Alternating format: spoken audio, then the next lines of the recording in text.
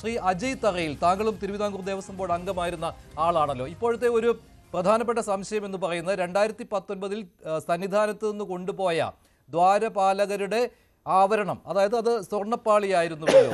1999 സ്വർണം പൊതിഞ്ഞ പാളികൾ അത് തന്നെയാണോ 2019 ഓഗസ്റ്റ് മാസം അവസാനം തിരിച്ച് സന്നിധാനത്ത് കൊണ്ടുവന്നത്?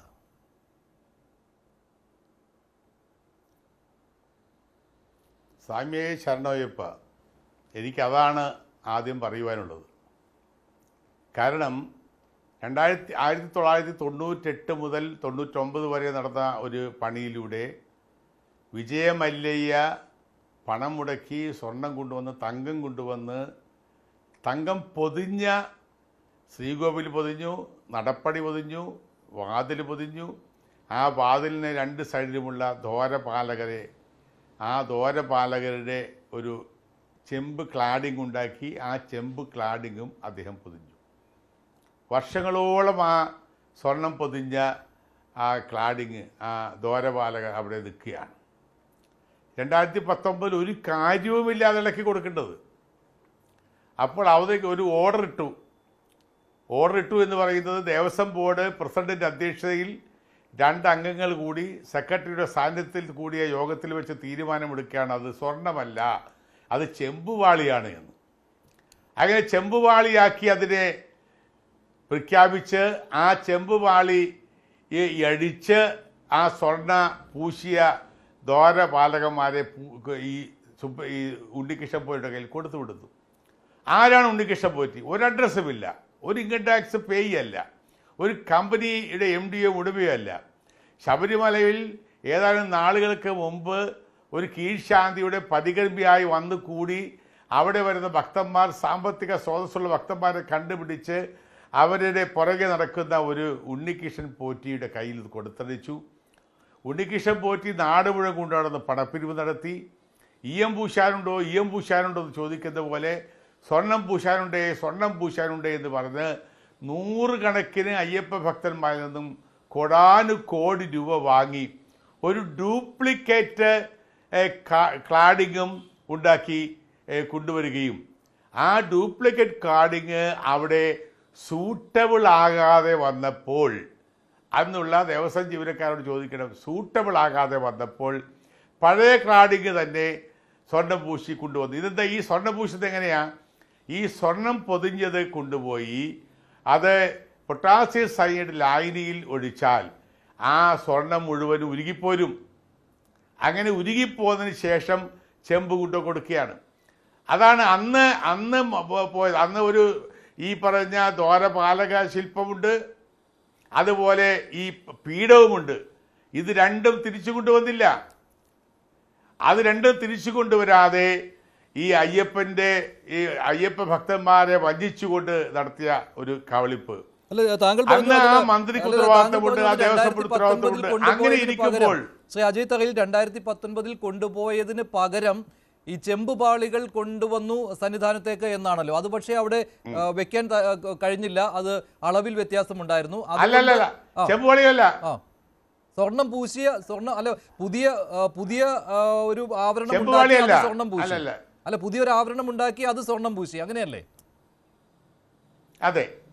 പക്ഷെ അത് അളവിൽ വ്യത്യാസമുള്ളത് കൊണ്ട് അവിടെ സ്ഥാപിക്കാൻ കഴിഞ്ഞില്ല. സ്വർണം ഇലക്ട്രോപ്ലേറ്റ് ആണ്.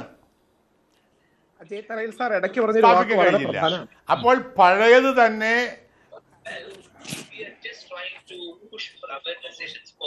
പറഞ്ഞോളൂ സ്ഥാപിച്ചു. അപ്പോൾ ആ പീഠം, ആ പീഠം, അതുപോലെ ആ പീഠത്തിലുള്ള ഈ ക്ലാഡിങ്ങും ഡ്യൂപ്ലിക്കേറ്റ് ഉണ്ടാക്കിയത് അവരുടെ കയ്യിലുണ്ട്. അത് അവർ ഭയങ്കരമായി ഉപയോഗിച്ചുകൊണ്ടിരിക്കുന്നു. ഈ സ്വർണം പൊട്ടാസ്യം സയനൈഡ് ലായനിയിൽ നിന്നും ഊറ്റിയെടുത്ത് മറ്റ് ആളുകളിൽ നിന്നും പൈസ പിരിച്ച് ഇലക്ട്രോപ്ലേറ്റ് ചെയ്ത് തിരിച്ചു കൊണ്ടുവന്നു. ഇലക്ട്രോപ്ലേറ്റ് ചെയ്തപ്പോൾ അവർ 20 വർഷത്തെ ഗ്യാരണ്ടി കൊടുത്തതാണ്. ആ 20 വർഷത്തെ ഗ്യാരണ്ടി കൊടുത്തത് 2021 ഹൈക്കോടതി ഉത്തരവിൽ 40 വർഷം എന്നാണ്. 40 വർഷം. ശരിയായിരിക്കാം. ശരി, ക്ഷമിക്കണം. അപ്പോൾ 2025 സെപ്റ്റംബർ 9 വീണ്ടും ഇളക്കി കൊണ്ടുപോവുകയാണത്.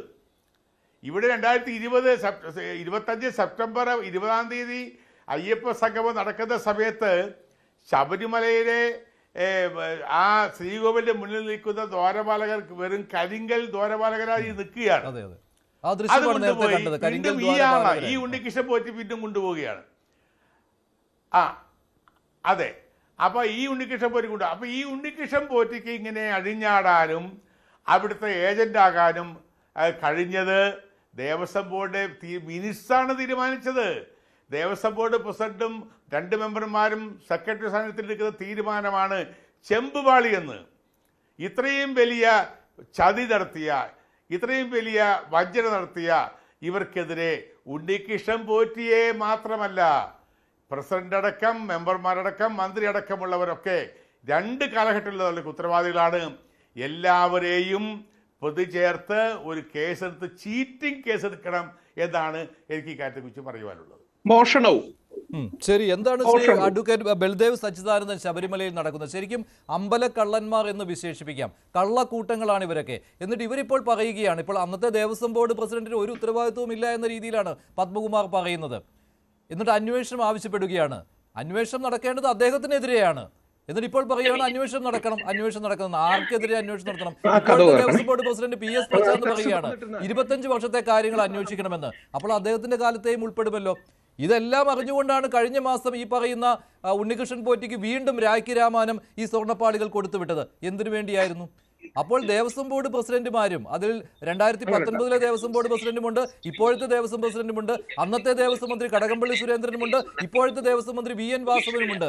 ഇവരെല്ലാം ഇതിൽ ഉൾപ്പെടുകയാണ്. എന്നിട്ട് ഒരു ഉണ്ണികൃഷ്ണൻ പോറ്റിയെ ചാരി രക്ഷപ്പെടാനുള്ള ശ്രമം നടക്കുകയാണ്. ഉണ്ണികൃഷ്ണൻ പോറ്റി ഫ്രോഡാണെന്നുള്ള കാര്യം സംശയരഹിതമായി ഇപ്പോൾ കണ്ടു കഴിഞ്ഞു. അപ്പോൾ എല്ലാം ഉണ്ണികൃഷ്ണൻ പോറ്റിയാണ്. ഉണ്ണികൃഷ്ണൻ പോറ്റി എന്തോ ഇവിടുന്ന് എടുത്തുകൊണ്ട് പോയി എന്നുള്ള രീതിയിലാണ് ഇപ്പോൾ കാര്യങ്ങൾ പറഞ്ഞ് സമർത്ഥിക്കാൻ നോക്കുന്നത്. എന്തൊരു തട്ടിപ്പാണ് സന്നിധാനത്ത് നടന്നത്?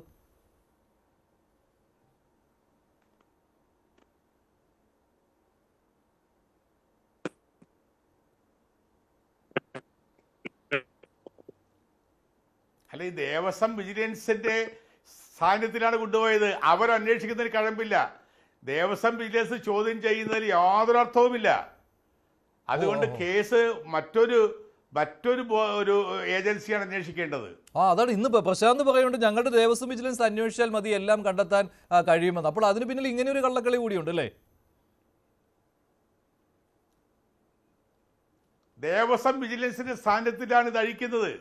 തിരുവാഭരണ കമ്മീഷൻ സ്ഥാനത്തിൽ അഴിക്കുന്നത്. ഇത് ദേവസ്വം സ്പെഷ്യൽ കമ്മീഷൻ അറിയിക്കാതെ അഴിച്ചുകൊണ്ട് പോയി.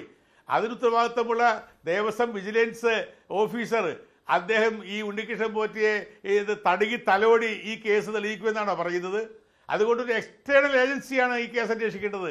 ദേവസ്വം വിജിലൻസ് അന്വേഷിച്ചാൽ എല്ലാ തെളിവുകളും മൂടിവെക്കാൻ പോകുന്നു.